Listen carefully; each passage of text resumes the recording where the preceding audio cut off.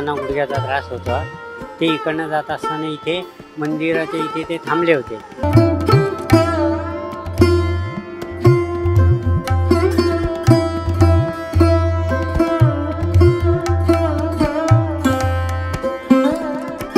गुडघे दुखायचे त्रास कमी झाला तेव्हापासून त्याला देवीला गुडघे मोडी माता मंदिर असं नाव पडलेलं आहे.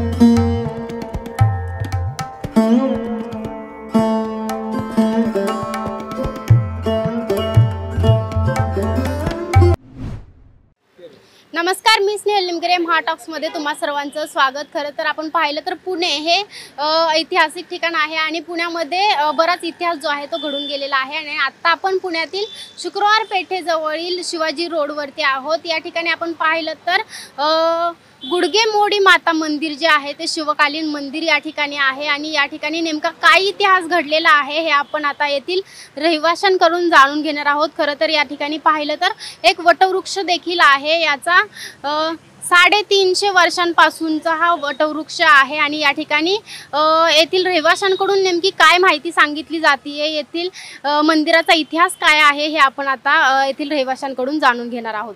बाबा, काय सांगाल नेमकं या मंदिराचं नाव कसं पडलं आणि काय याचा इतिहास आहे नेमका? आता मला इथे माझ्या माहितीप्रमाणे 45 ते 48 वर्षे झालेली आहेत.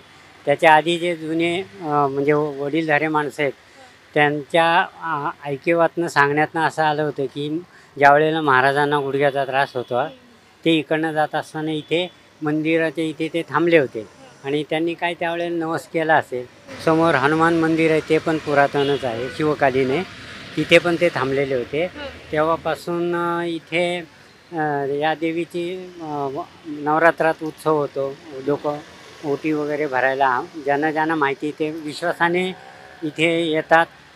ज्यांना गुण पडतो तो त्याचा अर्थ त्यांना माहिती पडलेला आहे, विश्वास ठेवलेला आहे, म्हणून गुडघेमोडी मातेचं मंदिराला दर्शनाला येतात. इथे शिवाजी महाराजांनी जात असताना त्यांना गुडघ्याचा जेव्हा त्रास झाला त्यावेळेस इथनं जाताना त्यांनी ह्या मंदिरात काही नवस वगैरे बोलला असेल असं सांगण्यात येतं आहे.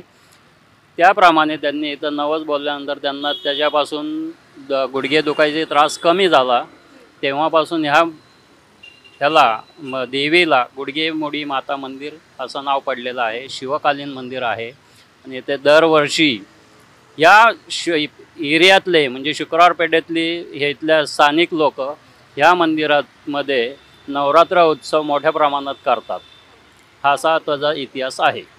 नक्कीच इतिहास झाला. मात्र आत्ता या ठिकाणी भाविकांची गर्दी होत असते का, किंवा नागरिकांच्या म्हणजे अडचणी दूर झाल्या वगैरे असं काय तुमच्याकडे माहिती येतं का, सांगण्यात येतं का, किंवा तुमचा काय अनुभव आहे? आता जे लोकांना अनुभव आलेला आहे ते नित्य त्यांना ज्या वेळेला शक्य आहे त्या वेळेला ये जा करताना देवीच्या दर्शनाला येतात. ते नक्कीच आपण पाहिलं की हे जे मंदिर आहे ते शिवकालीन आहे. या ठिकाणी शिवाजी महाराज देखील येऊन गेलेले आहेत आणि शिवाजी महाराजांना ज्यावेळेस या मंदिरातील या देवीचा जो प्रभाव आहे तो जाणवल्याच्या नंतर या देवीच्या पूजनासाठी आत्ता देखील नवरात्रात या देवीची पूजा केली जाते. स्नेहल निमगिरे, महाटॉक्स न्यूज, पुणे.